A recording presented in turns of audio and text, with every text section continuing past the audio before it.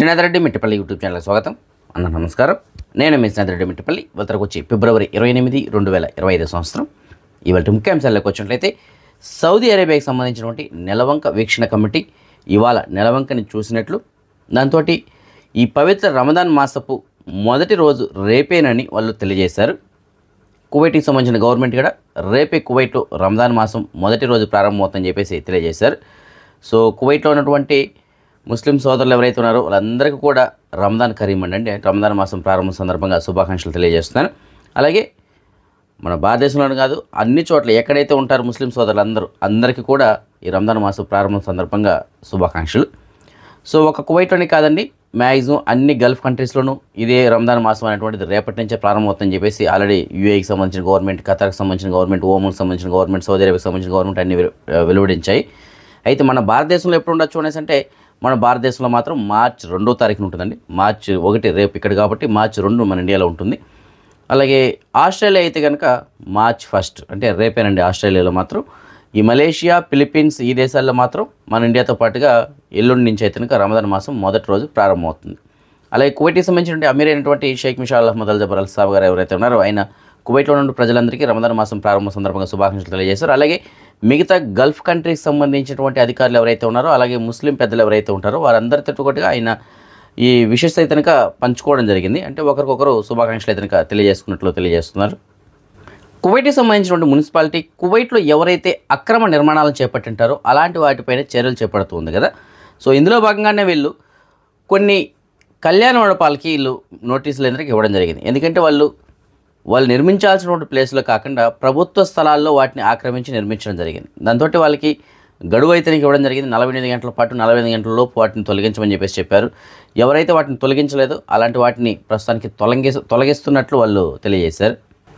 కువైట్లో ప్రస్తుతానికి ఈ శీతాకాలపు క్యాంపెయినింగ్ ఏవైతే ఉన్నాయో, అంటే ఎడారిలో వేసినటువంటి టెంట్లు ఏవైతే ఉన్నాయో వాటికి ఆఖరి తేదీ వచ్చి మార్చి 15 తోటి వాటికి ఇచ్చినటువంటి గడువు అయితే ముగుస్తుంది. సో ఆలోపు స్వచ్ఛందంగా ఎవరికి వారికి సంబంధించినటువంటి గుడారాలని అక్కడి నుంచి తొలగించాలని చెప్పేసి తెలియజేస్తున్నారు. ఒకవేళ ఎవరైనా తొలగించిన పక్షంలో వారిపైన చర్యలు తీసుకోబడుతుందని చెప్పేసి తెలియజేస్తున్నారు. అలాగే కువైట్కి సంబంధించినటువంటి మున్సిపాలిటీ వాళ్ళు కొన్ని ప్రదేశాల్లో వీళ్ళు పర్యటించడం జరిగింది. అంటే ఇప్పుడు ప్రస్తుతానికి ఏవైతే క్యాంపింగ్ సైట్స్ ఉన్నాయో ఆ సైట్లో పర్యటించారు. వీళ్ళు అక్కడ కొన్ని ఉల్లంఘనలు కూడా నమోదు చేసినట్టు తెలియజేస్తున్నారు. సుమారుగా ఒక 20 మందికి ఉల్లంఘనలు నమోదు చేసి వారికి నోటీసులు కూడా ఇచ్చినట్టు తెలియజేస్తున్నారు, వాటిని తొలగించమని చెప్పేసి. ఎందుకంటే వాళ్ళకి ఇచ్చినటువంటి ప్లేస్లు కాకుండా వేరే చోట్ల వాటిని ఆక్రమించడం జరిగింది. సో దాంతో వాళ్ళకి హెచ్చరికలు అయితే జారీ చేశారు. అలాగే కొన్ని అనుమతి లేనటువంటి ఈ బకాలాలు, మొబైల్ బకాలాలు ఉంటాయి కదా, సో అలాంటివి ఉండడంతో వాటిపైన కూడా కొన్ని ఉల్లంఘనలు నమోదు చేసి వారిపైన కూడా చర్యలు తీసుకున్నట్లు తెలియజేస్తున్నారు. సో ఏదైనప్పటికీ మార్చి 15 తోటి ఈ శీతాకాలపు గుడారాలకు సంబంధించినటువంటి గడువు ఏదైతే ఉందో అది ముగియనుంది. సో 15 తర్వాత వాళ్ళు ఎట్టి పరిస్థితుల్లో అక్కడ ఉండడానికి అయితే కుదరదు, వాటిని తప్పనిసరిగా తొలగించాల్సి ఉంటుంది. ఆంధ్రప్రదేశ్ ప్రభుత్వం 2025, 2026కు సంబంధించినటువంటి ఆర్థిక బడ్జెట్ని ఇవాళ అసెంబ్లీలో ప్రవేశపెట్టింది. సుమారుగా 3,22,359 కోట్ల అంచనాతోటి ఈ బడ్జెట్ని ప్రవేశపెట్టారు. కొద్ది రోజుల క్రితం వీడియోలో మనం చెప్పుకున్నాం కదా, ఎస్ఎల్బీసీ సొరంగంలో జరిగినటువంటి ప్రమాదంలో మ్యాక్సిమం అందరూ బయటపడ్డ ఒక 8 మంది మాత్రం చిక్కుకుపోయారని చెప్పేసి, సో వారి కోసం సహాయ చర్యలు చేపడుతున్నారని చెప్పేసి మనం చెప్పుకోవడం జరిగింది.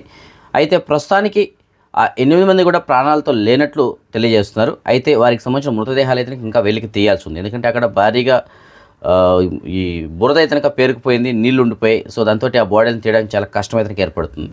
జీపీఆర్ టెక్నాలజీని ఉపయోగించి జరిపినటువంటి స్కానింగ్లో అక్కడ ఒక 3 మీటర్ల లోతులో మెత్తటి భాగాలు ఉన్నట్లు గుర్తించారు.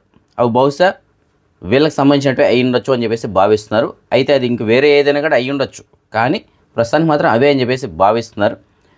సో మొత్తం మీద అంటే ఇంకా సహాయ చర్యలు అయితే కొనసాగుతున్నాయి. వీలైన త్వరగా వారిని ఆ బాడీని అయితే బయట తీస్తామని చెప్పేసి తెలియజేస్తున్నారు. కానీ అక్కడ ఉన్న పరిస్థితులను బట్టి చూస్తే 8 మంది ప్రాణాలతో ఉండడానికి అయితే ఎట్టి పరిస్థితుల్లో ఆస్కారాలు లేవు అని చెప్పేసి ఆ 8 మంది ప్రాణాలు కోల్పోయినట్లయితే ప్రస్తుతానికి తెలియజేస్తున్నారు. ఎందుకంటే అలాంటి సిచ్యువేషన్ అయితే అక్కడ నెలకొని ఉంది. ఇవాళ శ్రీజ అనేటువంటి పాప 12వ సంవత్సరం పుట్టినరోజు జరుపుకోవడం జరుగుతుంది. ఈ పాపకి తల్లిదండ్రులైనటువంటి ఝాన్సీ మరియు శ్రీను గారు శుభాకాంక్షలు తెలియజేస్తున్నారు.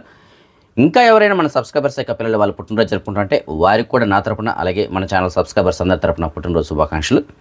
అదే మనం ఈ మనీ ఎక్స్చేంజ్ విషయానికి వచ్చినట్లయితే ప్రస్తుతానికి ఒక కువైట్ ఇస్తున్నారు మన భారతదేశం రూపీస్లో సుమారుగా $282.35 ఉంది. సో మంచి ఎక్స్చేంజ్ ధర అయితే కొనసాగుతుంది. అదే మనం బంగారం విషయానికి వచ్చినట్లయితే మాలియాలో ఉన్న సూకల్ వతిలో ఉన్నటువంటి షాప్ నెంబర్ 121లో ఉన్న ఎఫ్కే జ్యువెలర్స్ వాళ్ళు మనకు అందిన సమాచారం మేరకు 22 క్యారెట్ల బంగారం ప్రస్తుతానికి 1 గ్రామ్ ధర 26,200 పిలుసుగా ఉంది. అదే 24 క్యారెట్ల బంగారం అనగా బిస్కెట్ రూపంలో బంగారం ప్రస్తుతానికి 1 గ్రామ్ ధర 28,550 పిలుసుగా ఉంది. సో ఈ ఫ్రెండ్స్ ప్రస్తుతానికి అప్డేట్స్. రేపు రాత్రి 9 గంటలకు వచ్చే వీడియోలో మరిన్ని అప్డేట్స్ కలుసుకుందాం. అంతవరకు సెలవు. జై హింద్. ఫ్రెండ్స్, ఒక్క చిన్న ఇన్ఫర్మేషన్. నాకు తెలిసి లైఫ్లో ఏదున్నా లేకపోయినా మనిషికి హెల్త్ ఇన్సూరెన్స్ అనేది చాలా అవసరము. మా బాబుకి అన్ఎక్స్పెక్టెడ్ ఒక చిన్న ప్రాబ్లం వచ్చింది. నేను ఇలాంటి కిమ్స్ లాంటి హాస్పిటల్లో ట్రీట్మెంట్ చేయించాలంటే మినిమం 5 లక్షలు అడిగారు. ఇన్సూరెన్స్ చేయించుకోండి, అందరూ హెల్త్ ఇన్సూరెన్స్ చేయించుకోండి. ముఖ్యంగా నాకు కేర్ హెల్త్ ఇన్సూరెన్స్ వాళ్ళు చాలా సపోర్ట్ చేశారు. బ్యాక్ అండ్ టీమ్ కానీ ఏదైనా బాగా సపోర్ట్ చేశారు. ఇట్లాంటి హాస్పిటల్లో ట్రీట్మెంట్ అంటే చాలా కాస్ట్లీ. దయచేసి ఇన్సూరెన్స్ మీకు ఏ కష్టం ఉన్నా ఎన్నున్నా కానీ ఇబ్బంది అనుకోకుండా ఒక ఇన్సూరెన్స్ చేసుకుంటే మనకి మన కుటుంబానికి చాలా అండగా ఉంటుంది.